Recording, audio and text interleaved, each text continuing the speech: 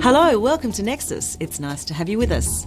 This week we're focusing on Tasmania, the island state of Australia, and on lifestyle. And as always, there's plenty of English language learning at Nexus. Just watch for this symbol on the screen and check out our website for more information. Now, on today's program, we'll find out about the miraculous rescue of 2 underground miners, look at how gyms have become part of our lifestyle, and watch a unique Australian sport, camp drafting. But first, in 1824, Peter de Graves founded Cascade Brewery with the vow to produce genuine beer which cannot be excelled within the colony. Today, after more than 180 years, Cascade Brewery still produces beer and is Australia's oldest working brewery.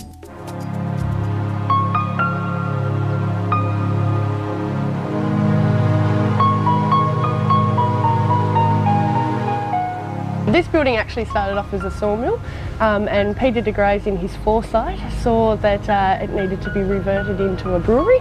So he saw the need for some good alcohol. So he got out of jail after 5 years of being put in there for debts incurred back in England. And when he got out of jail, he got granted 20 convict men, and they actually set about building the sawmill and reverting it into a brewery. From 1824, I guess, as I've already mentioned, the brewery was a sawmill turned into a brewery. From 1832, the first beer was available to the public, the pale ale that we still have running today. Ever since then, it's just gone from strength to strength. 1967 was a pretty bad year for us. We had bushfires come through, not only just for the brewery, but for the whole of Hobart, whole of southern Tasmania. So a lot of the brewery got destroyed in that. Fortunately, they were able to rebuild it just within 3 months and 1 day, so very quick on that. And they finally got it back up and running, and we've just been going from strength to strength ever since. So 170 years of brewing heritage, it's done pretty well for itself. Peter, not only a bit of an entrepreneur, he of course built the brewery, he had his sawmills, he also had boat building business down at the wharves down in Hobart. He also put in plans to build what is now known as the Theatre Royal, which was a sensational little theatre down in Campbell Street. That was something that he, I guess, virtually did for the community. He also decided that Hobart needed some flushing water, I guess, some flowing water, and he decided that he was going to divert water from Mount Wellington.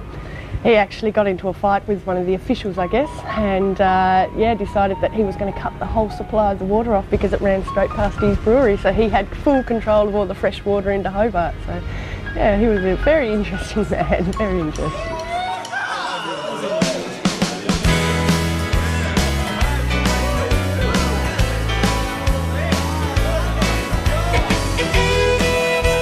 We produce 9 beers and 5 ciders here now. The ciders are produced in the beverage company opposite the brewery. The beers that we produce are ranging from your dark, luscious stouts to your nice, bright, bubbly blonde beer that we have, which is really good summer beer.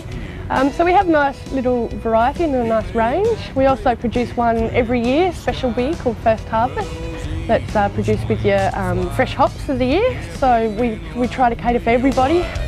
God-made beer.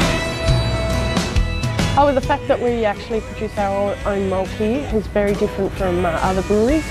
We're the only ones in Australia that actually produce it on site, so it gives us a lot more play with our flavours, and we also are able to have the quality control right from the very start, and also that link with the farmers as well.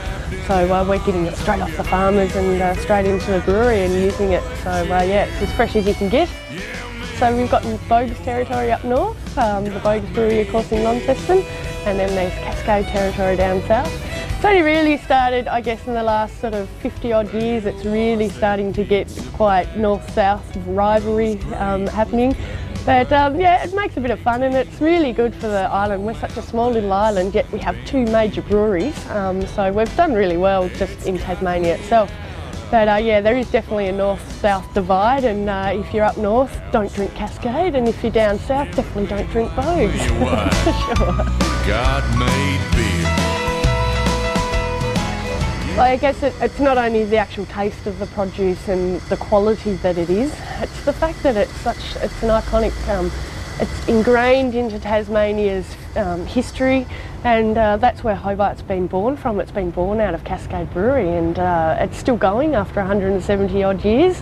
So I think it's a bit of a legacy left to us by Peter de Grey's. During the Great Depression, when not a lot of people had work down in Hobart, the unemployed were actually invited up to the brewery so they could have free beer each night. The reason being, beer was known to be very good for your health. Beer a day would keep the doctor away, apparently, of course in moderation. So the rules were you're only allowed to have one glass of beer and you had to bring your own mug with you. Now, of course, if you're only allowed to have one glass of beer and you have to bring your own mug, you're going to make it a big one. Now, they actually brought up rather large peach cans that they got down at the wharf from the fruit tin factory. They welded a handle onto the side of it, brought that and called that their mug.